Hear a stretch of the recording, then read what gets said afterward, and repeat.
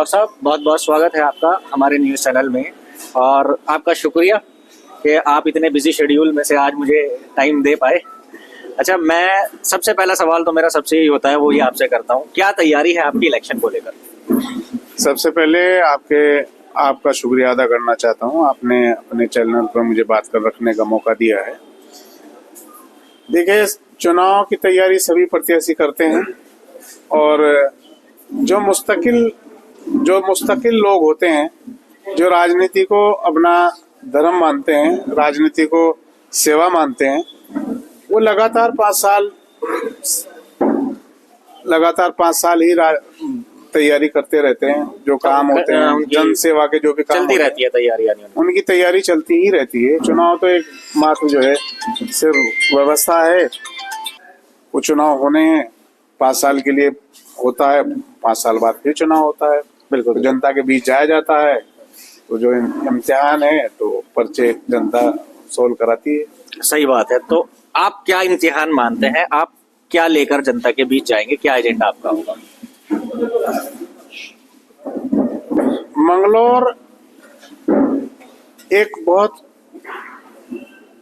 गरीब कस्बा है। अगर मैं ये कहूं कि इसमें 85% लोग गरीब हैं, सब लोग अपनी रोजी रोटी के लिए सुबह ही निकलते हैं। यहाँ माली हालात कमजोर हैं। एक घर में 4-4 परिवार निवास करते हैं।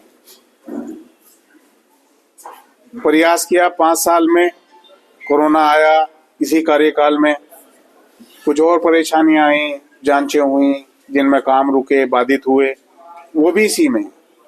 हमें जो मौका मिला काम करने का, उस कार्यकाल से हम पूरी तरह संतुष्ट हैं। हमने पूरी मेहनत के साथ, ईमानदारी के साथ वो सब कुछ करने का काम किया है जो किसी ने बहुत मुद्दत तक भी करने का काम नहीं किया। यानी जो आपने बताया कोरोना आया, कुछ जांचें हुई, तो इसमें मैं मान के चलता हूँ आधा तो कार्यकाल आपको इसी में निकल गया होगा। हाँ, बाकी आधे कार्यकाल में जो आपने किया है वो लोगों के बीच में है। आप किसी गली मोहल्ले सड़क पे जाइए, कोई टूटी हुई सड़क मिलेगी तो हमारी नहीं होगी। अच्छा, दावे के साथ कहता हूँ। मतलब आप ये दावा कर रहे हैं कि आपकी सड़क टूट नहीं सकती? नहीं, टूटी नहीं होगी। जो 5 साल में हमने बनाई है उसकी हालत आज भी ऐसी ही होगी, टूटी नहीं होगी। ऐसा कैसे कह सकते हैं आप? ऐसे इसलिए कह सकता हूँ कि मैं देखता हूँ, जा रहा हूँ, जो सड़कें हमने बनवाई थी वो झोंकी तो है आज। डॉक्टर साहब, जो बात कह रहे हैं आप, सब लोगों से पूछता हूँ, क्या मैं आप लोगों के मोहल्ले में आऊँ और देखूं कि वो सड़कें टूटी है या नहीं है? क्योंकि आप पब्लिक है, मंगलौर की जनता है, डॉक्टर साहब के चाहने वाले बाद में है ना? यही है ना? तो आप लोगों के मोहल्लों में जाऊंगा और देखूंगा, और डॉक्टर साहब के रिपोर्ट कार्ड पे एक आधी रिमार्क तो मैं भी दे दूंगा ना। चलिए, ये तो एक्सेप्ट कर रहे हैं आप इस बात। अच्छा, बिल्कुल जी। ये तो हुई सड़कों की बात। मंगलौर में मैंने बताया गरीब परिवार रहते हैं। एक घर में 4-4 परिवार रहते हैं। परिवार से मतलब है कि अगर माँ और बाप रहते हैं और उसमें 3 बहुएं भी रहती हैं और 3 बेटे भी रहते हैं। बिल्कुल बिल्कुल, 4 परिवार हैं, छोटी छोटी जगह पर हैं।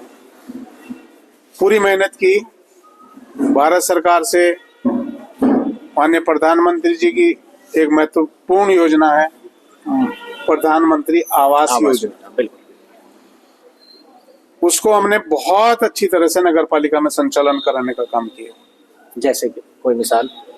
नगर पालिका में जो हमारे समय की डीपीआर हैं, 301 की डीपीआर का पैसा हमने दिया।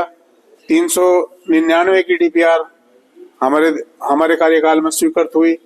1524 की डीपीआर हमारे कार्यकाल में स्वीकृत हुई। 148 की डीपीआर हमारे ही इस कार्यकाल में स्वीकृत हुई।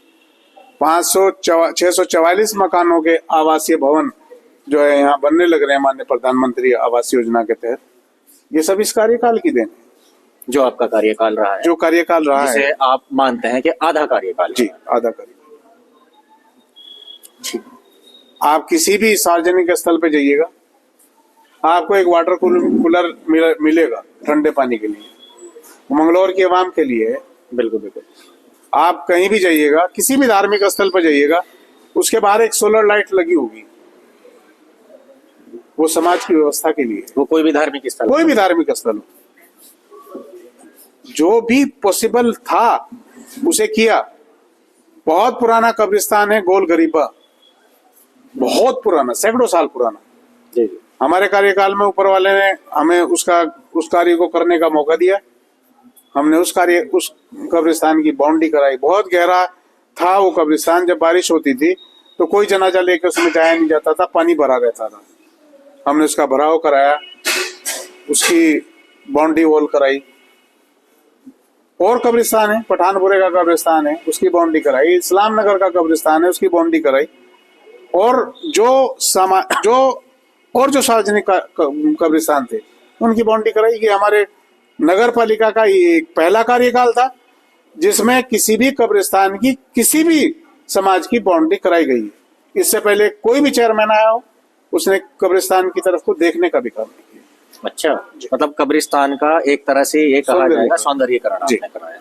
एक सुनने में आया था कि आपने ईदगाह के लिए रास्ते का कुछ काम किया था, वो क्या था सर? एक, जब आप अगर देखेंगे मंगलौर की एक बहुत बड़ी आबादी है, लाखों की जनसंख्या है, और ईदगाह पे जाने का एक ही रास्ता है, वो संकरा रास्ता है, 10-12 फुट चौड़ी गली है। जी, हमने राजभाई की पटरी को सौंदर्यीकरण किया। सिंचाई विभाग उत्तर प्रदेश की वो लैंड है,